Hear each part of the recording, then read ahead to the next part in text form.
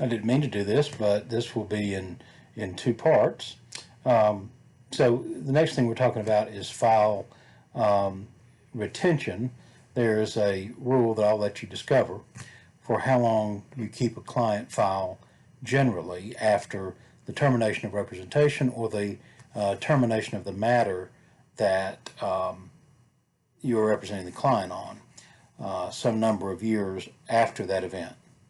Well, there are situations where you would keep the file, or at least much of what's in a file, until to beyond that time frame, especially if it involves estate matters, if it involves a child custody or child support while a child is still a minor, and for some time thereafter, because there's a statute of limitations for collection of child support beyond an age of majority, either by the parent or by the child themselves against a payer parent. So, in other words, there are some things that you don't throw away, even though the rule says that there is a minimum time after which you can dispose of a file generally. Sometimes there are things of intrinsic value that you want to keep and return to a client.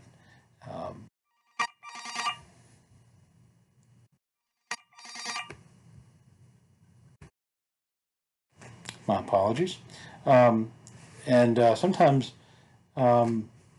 there are things that you just want to recycle. Large binder clips, large binders themselves. You know, I don't strip paper clips out of files, but pens, unused pads, I guess I'm just one of those kind of people. But anyway, be alert for the fact that there are some things that you don't need to destroy, that you need to either attempt to return to the client or keep for a longer period of time. All right, let's move on to billing, I think is where we are at this point.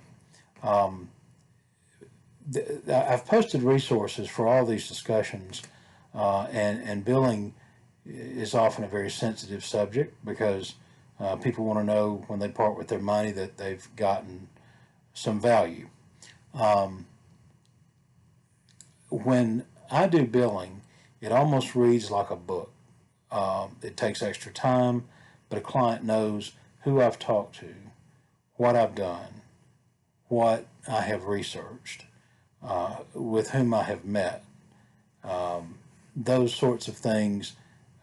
I don't just put down telephone call. I would put down telephone call with adjuster regarding settlement documents, etc.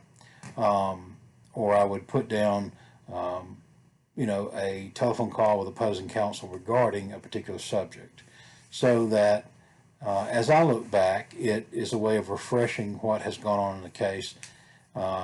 It's a record of contact and activities in a case, and it will prompt the client to pay the bill more readily.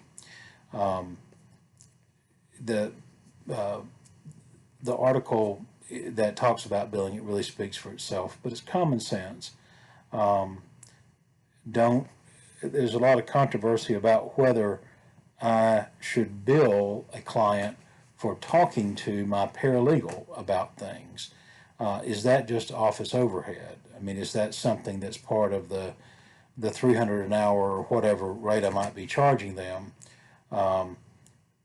Because you're not, you know, the inflated rates that a lawyer charges over, you know, making what sounds like a large per hour rate is all about paying for overhead, paying for the time of a paralegal that is not billable.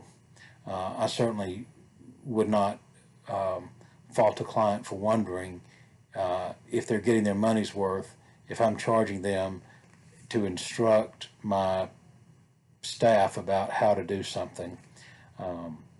they will charge for their time. I will charge for my time. I'll charge my time for reviewing the work that they've done and editing and all that sort of thing. But, the 10 minutes we might sit down and discuss discovery or some letter that needs to go out or something is generally not billable because it kind of chaps the client to be paying for that kind of thing.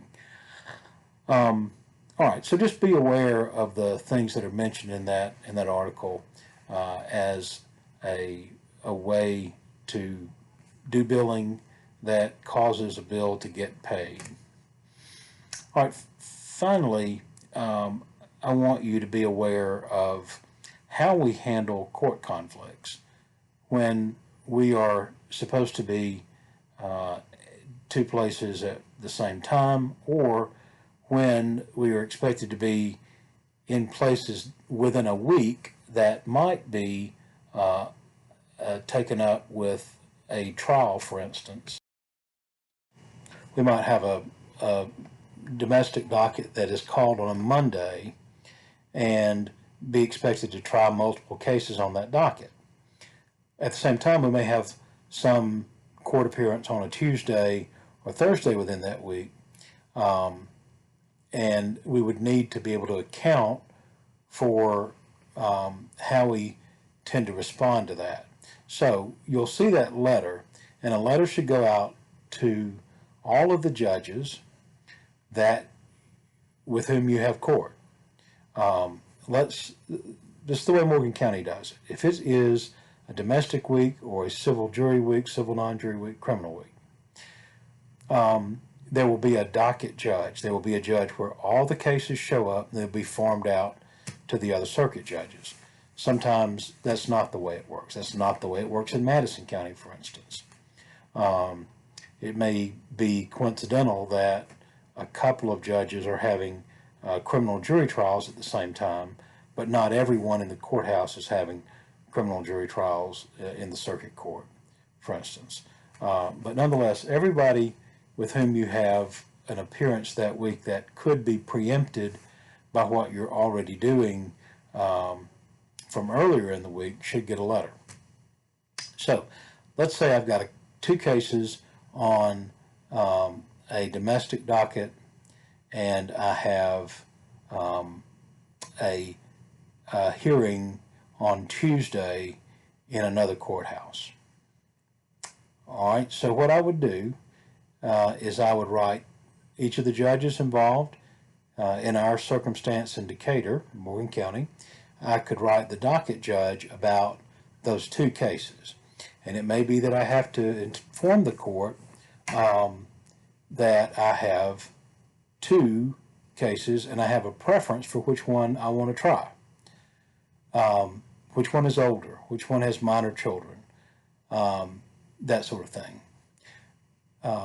But then there's that thing on Tuesday, and it may be such that I want to ask the court to call the cases back on Wednesday or Tuesday afternoon in order to get started, such that I can make the court appearance on Monday for the docket call, informing the court about my circumstances, the readiness for the case, or other circumstances. Make the court appearance that may be elsewhere on Tuesday, and nonetheless be able to reach at least one or both of those cases on that domestic docket. And so what you would do is write each of the judges and propose the way that you would like for the case to be handled. The situation I talked about, where the divorce cases will be called back later in the week. You can do the Tuesday court appearance, try your domestic cases within the same week, and everybody gets tended to. Of course, you'll need to copy this to opposing counsel.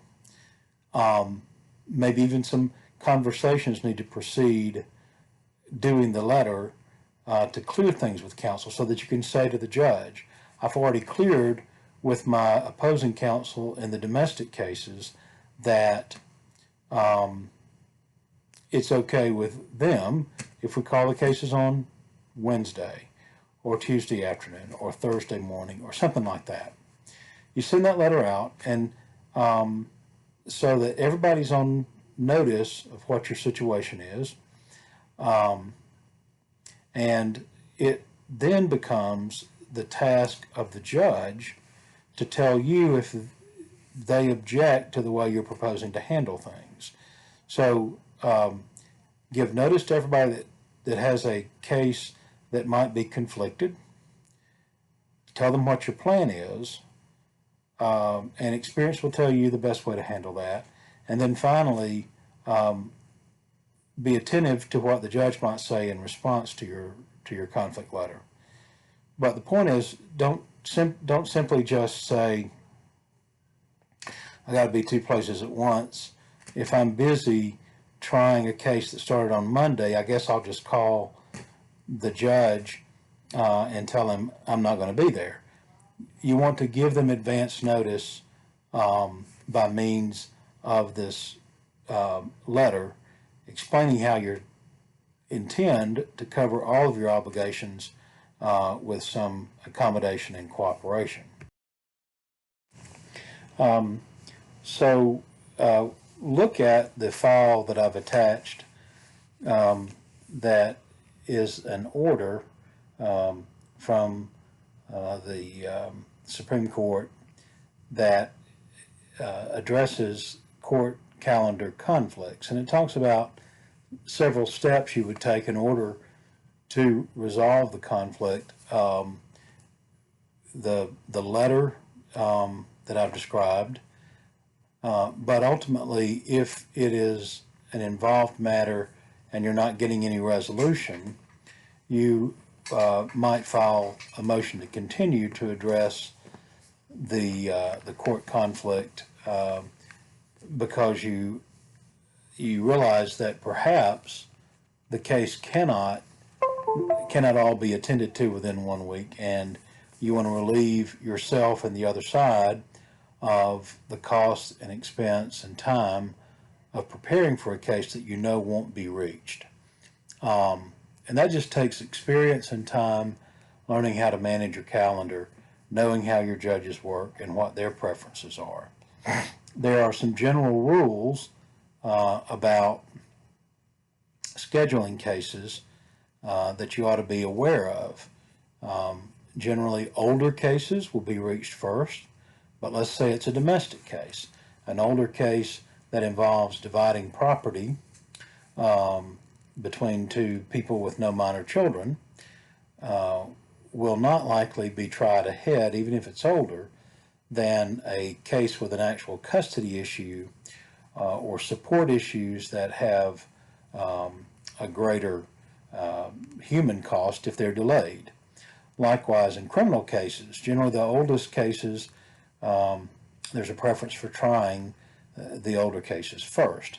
But let's assume that a person in a case that's not quite as old as another is in custody, and the person in the oldest case is on bond. Well, there's an obvious situation there where the preference would be to try the case of the person who's on, who is in custody. Generally speaking,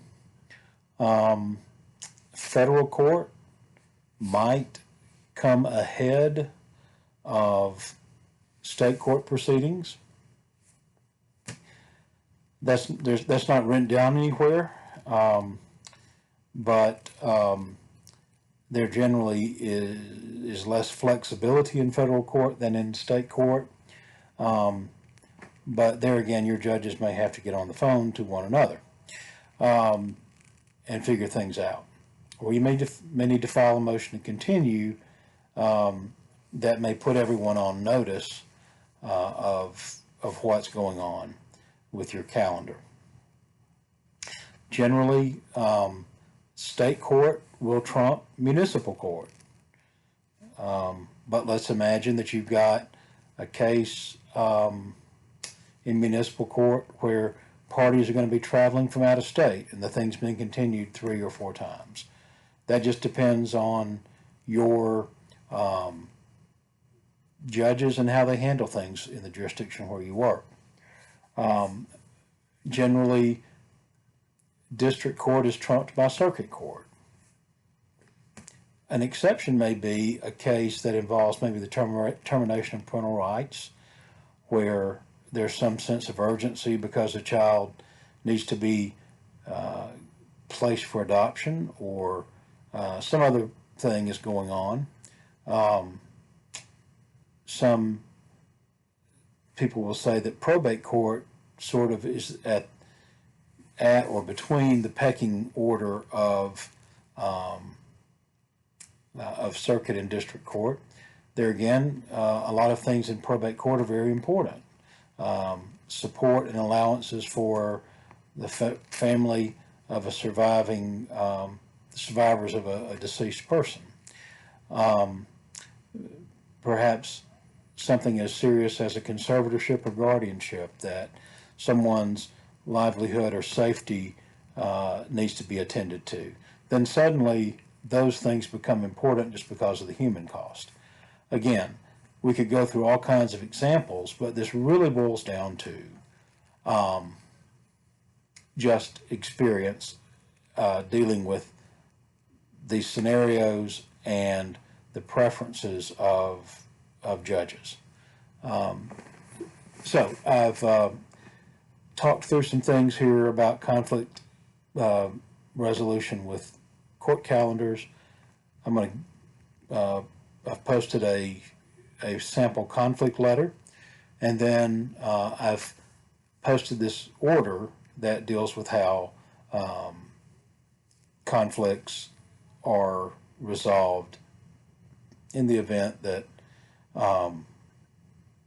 things don't go as smoothly. But in any event, that's it for the lecture this week, and pay attention to all of these resources that I posted. There's several assignments. Be sure to take your midterm, and we will see you later on week 6. Thanks.